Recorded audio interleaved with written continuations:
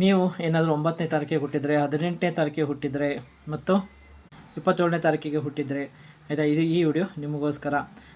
ನಿಮ್ಮದು ಏನೆಂದರೆ ಈ ವರ್ಷ ನೀವು ಮನೆ ಚೇಂಜಸ್ ಮಾಡೋದು, ರೂಮ್ ಚೇಂಜಸ್ ಮಾಡೋದು ಮಾಡ್ತೀರಾ, ಆಯಿತಾ, ಮಾಡಲೇಬೇಕಾಗುತ್ತೆ. ಎಮೋಷ್ನಲಿ ತುಂಬ ಬೇಜಾರಾಗುತ್ತೆ. ಹಾಗಾಗಿ ಮನೆ ಬಿಟ್ಟು ಹೋಗೋದು, ಮನೆ ಚೇಂಜಸ್ ಮಾಡೋದು ಇಂಥದನ್ನು ಹೆಚ್ಚಿಗೆ ನೋಡ್ತೀರಾ ನೀವು.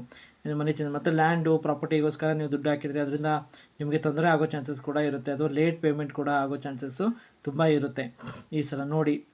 ಮತ್ತು ಪ್ರಯಾಣ ಅಂತ ಕೊಡ್ತಾ ಇದೆ.